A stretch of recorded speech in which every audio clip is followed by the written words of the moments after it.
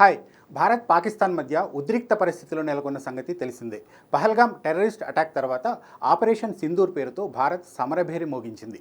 పాకిస్తాన్లోని టెర్రరిస్టు స్థావరాలను లక్ష్యంగా చేసుకుని దాడులు చేపట్టింది. భారత్ దాడులను ఎదుర్కొనేందుకు పాకిస్తాన్ కూడా మన పౌరులను లక్ష్యంగా చేసుకుని క్షిపణులను ప్రయోగించింది. దీనికి భారత్ గట్టిగా బదులిచ్చింది. ఇరు దేశాల మధ్య దాడులు కొనసాగుతున్న సమయంలోనే అనూహ్యంగా కాల్పుల విరమణ ఒప్పందంపై ప్రకటన వచ్చింది. అమెరికా అధ్యక్షుడు డొనాల్డ్ ట్రంప్ ఈ ప్రకటన చేయడం అందరినీ ఆశ్చర్యానికి గురిచేసింది. దీంతో మోదీ ప్రభుత్వాన్ని విమర్శిస్తూ సోషల్ మీడియాలో పోస్టులు వెల్లువెత్తుతున్నాయి. అంతేకాక 1971లో ఇందిరాగాంధీ చూపించిన ధైర్య సాహసాలను ప్రస్తావిస్తూ నెటిజన్లు పోస్టులు పెడుతున్నారు. 1971 యుద్ధం భారత చరిత్రలో ఒక సువర్ణాధ్యాయం. ప్రస్తుత బంగ్లాదేశ్ను అప్పుడు తూర్పు పాకిస్తాన్గా పిలిచేవారు. పశ్చిమ పాకిస్తాన్ నుంచి విముక్తి పొందాలని తూర్పు పాకిస్తాన్ నిర్ణయించుకుంది. దీనికి భారత్ మద్దతుగా నిలిచింది. బెంగాలీ ప్రజలపై పాకిస్తాన్ సైన్యం ఆపరేషన్ సెర్చ్లైట్ పేరిట దాడులు చేసింది. దాదాపు 10 మిలియన్ల మంది శరణార్థులు భారత్లోకి వలస వచ్చారు. ఇది భారత్పై ఆర్థిక సామాజిక ఒత్తిడి పెంచింది. దీంతో అప్పటి ప్రధాని ఇందిరాగాంధీ వ్యూహాత్మకంగా అడుగులు వేశారు.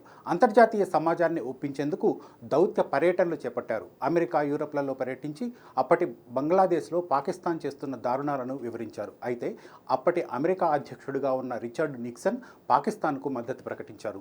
పాకిస్తాన్తో చైనా సఖ్యతగా ఉండడమే ఇందుకు కారణం. 1971 నవంబర్లో వాషింగ్టన్లో నిక్సన్తో ఇందిరాగాంధీ సమావేశమయ్యారు. అమెరికా ఒత్తిడిని ధిక్కరించారు. అమెరికా భారత్కు మిత్రదేశం మాత్రమే, యజమాని కాదు. ఎప్పుడు ఎవరితో ఎలా మసులుకోవాలో భారత్కు తెలుసు అని ఇందిరాగాంధీ నర్మగర్భంగా చెప్పేశారు. ఇది మన దేశ సార్వభౌమాధికారాన్ని ప్రపంచానికి చాటి చెప్పినట్లుగా అందరూ భావించారు. అందుకే ఆమెను ఉక్కు మహిళగా పిలుస్తున్నారు. ఇదే సమయంలో ఇందిరాగాంధీ అప్పటి సోవియట్ యూనియన్తో శాంతి సహకార ఒప్పందాన్ని కుదుర్చుకున్నారు. అమెరికా, చైనా ఒత్తిడిని తట్టుకోవడానికి ఇది మరింత వ్యూహాత్మక బలాన్ని ఇచ్చింది. 1971 డిసెంబర్ 3న పాకిస్తాన్ ఆపరేషన్ చెంగీజ్ ఖాన్ పేరిట భారత్పై పశ్చిమ సరిహద్దుల్లో దాడులు చేసింది. దీంతో యుద్ధం మొదలైంది. అమెరికా తన 7వ నౌకాదళాన్ని పాకిస్తాన్కు మద్దతుగా బంగాళాఖాతంలోకి పంపించింది. అప్పుడు సోవియట్ యూనియన్ నౌకాదళ సహాయంతో ఇందిరాగాంధీ దాన్ని నిరోధించారు. ఈ యుద్ధంలో ఇందిరాగాంధీ అమెరికాను అడుగడుగునా ధిక్కరించి భారత్ ఆధిపత్యాన్ని కొనసాగించారు.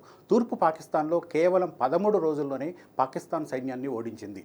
1971 డిసెంబర్ 16న ఢాకాలో 93,000 మంది పాకిస్తాన్ సైనికులు లొంగిపోయారు. ఇది ఆధునిక చరిత్రలో అతిపెద్ద సైనిక లొంగుపాటు.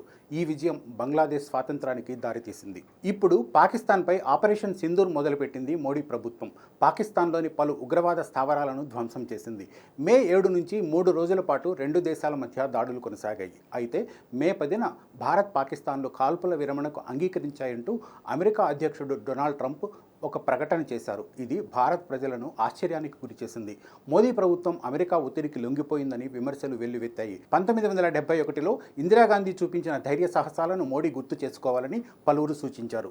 భారత్ బాధిత దేశమని, అలాంటప్పుడు పాకిస్తాన్ను ఎదుర్కొనే సత్తా ఉన్నా కూడా వెనక్కు తగ్గాల్సిన అవసరం ఏముందని పలువురు ప్రశ్నించారు. అయితే 1971 యుద్ధాన్ని ప్రస్తుత పరిస్థితులతో పోల్చడం సరికాదని కొందరు సూచిస్తున్నారు. 1971లో భారత్ ఒక పూర్తిస్థాయి యుద్ధం చేసిందని గుర్తు చేస్తున్నారు. కానీ ఇప్పుడు కేవలం టెర్రరిస్టులను టార్గెట్ చేసుకుని మాత్రమే ఆపరేషన్ సింధూర్ నడుస్తుందని చెప్తున్నారు. భారత్, పాకిస్తాన్ రెండు అణ్వస్త్ర దేశాలు కావడంతో అమెరికా జోక్యం చేసుకుని ఉండొచ్చని కొందరు అభిప్రాయపడుతున్నారు. భారత్కు అమెరికా మిత్రపక్షం కావడం కూడా ఇందుకు మరో కారణమై ఉండొచ్చు. అందుకే 1971 నాటి ఇందిరాగాంధీ ప్రస్తావన ఇప్పుడు సోషల్ మీడియాలో విపరీతంగా వైరల్ అవుతోంది. మన సార్వభౌమాధికారాన్ని పక్కన పెట్టి అమెరికా ముందు సాగిలపడాల్సిన అవసరం లేదనే మాట గట్టిగా వినిపిస్తోంది. మరో అంశంతో మళ్ళీ కలుద్దాం. Thank you.